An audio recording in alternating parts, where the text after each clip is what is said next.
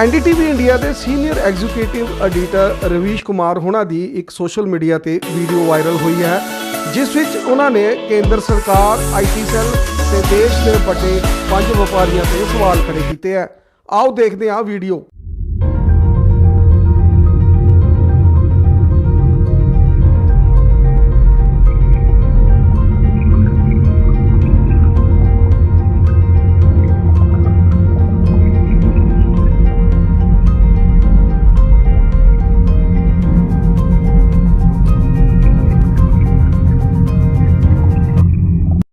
एक MLA बनता है, वो फिर MLC बनता है, फिर राज्यसभा का सदस्य बनता है और फिर जब वो लोकसभा का सदस्य बनता है तो 4 पेंशन लेता है।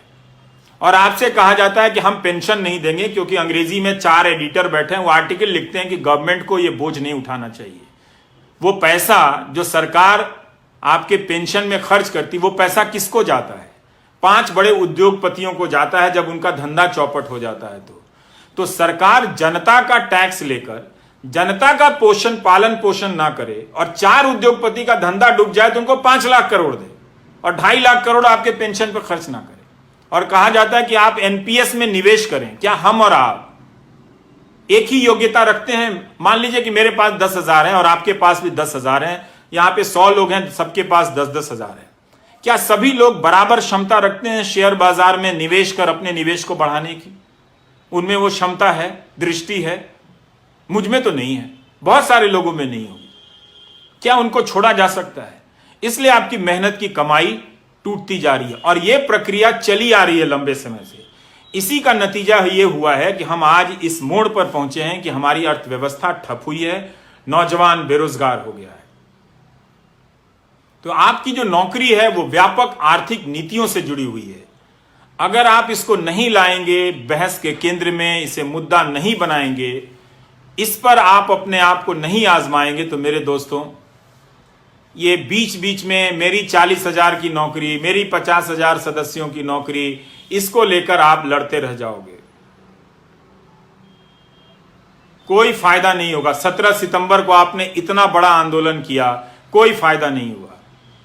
आप मेरी बात को सुनो, मेरे बारे में जो अफवाहें फैला रहे हैं वो फैलाते रहें। IT सेल का यही काम है। उनको मालूम है कि मैं बुनियादी सवाल कर रहा हूं और ये वो सवाल है जो 2017 से उठाने के कारण मेरा मजाक उड़ाया जाता है, पर मैं जानता हूं कि ये गलत हो रहा है। इसका शिकार मैं भी हूं। अगर अर्थव्यवस्था नहीं बढ़ेगी तो मेरी भी कमाई नहीं बढ़ेगी। हम जैसे लोग जो ऊपर जा रहे हैं नीचे सड़क के नीचे आ जाएंगे। और आपको तो जीवन में 10 साल या 5 साल के लिए ऊपर जाने का भी मौका नहीं मिलेगा।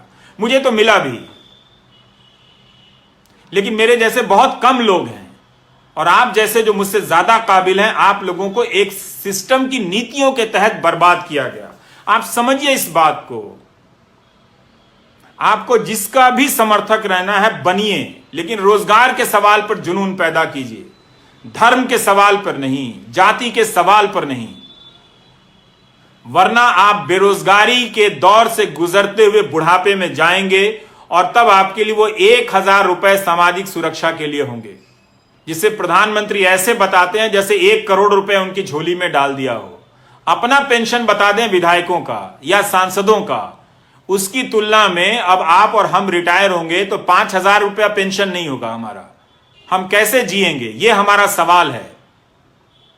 ऐसा नहीं है कि सरकार के पास पैसा नहीं है। अगर सरकार 10-10 लाख करोड़ रुपए बड़े उद्योगपतियों के बेलआउट पे खर्च कर सकती है, जो संख्या में सिर्फ 10 होते हैं या 100 होते हैं, तो सारे सरकारी कर्मचारियों को सरकार पेंशन दे सकती है। आपने 20 साल का यह दौर बिना पेंशन का देख लिया। कई लोगों ने जो ग्रामीण डाक सेवा में काम करते हैं, उनके किसी एक बच्चा बाहर के देश में नौकरी करता था, उसने लिखा कि यह समस्या बहुत बड़ी है, हमारे पिताजी और उनके दोस्तों का कि पेंशन नहीं आ रही है, आप उठाइए। ये 2018 की बात होगी या 19 की बात होगी। तो मैं इस विभाग को नहीं जानता था। तो उस लड़के ने कहा कि मैं न्यूजीलैंड या कहीं हूं तो मैं कमाकर अपने पिता को भेज देता हूं, पर उन्हें बहुत शर्मिंदगी होती है कि सरकारी नौकरी में 40 साल रहने के बाद भी बुनियादी जरूरतों के लिए बेटे पर निर्भर हैं। अच्छी बात है कि उनका बेटा भेज देता है, पर बहुतों के घर में ऐसी परिस्थितियां नहीं होंगी। उन्होंने बताया कि उनके पिता के कई दोस्त गरीबी में मर गए, इलाज की कमी के कारण मर गए। ये कब तक आप गोदी मीडिया का न्यूज चैनल और आईटी सेल देख देख कर ये तमाशा करेंगे? कब तक होने देंगे? इससे आपको क्या मिला? ये आपको समझने की जरूरत है। इसीलिए मुझे लगा कि मुझे नौकरी पर चर्चा करनी चाहिए। मैं क्यों पढ़ रहा हूं एक अर्थशास्त्र? ये मेरे काम का हिस्सा नहीं है। आज भी दो नेताओं ने कुछ बेहुदे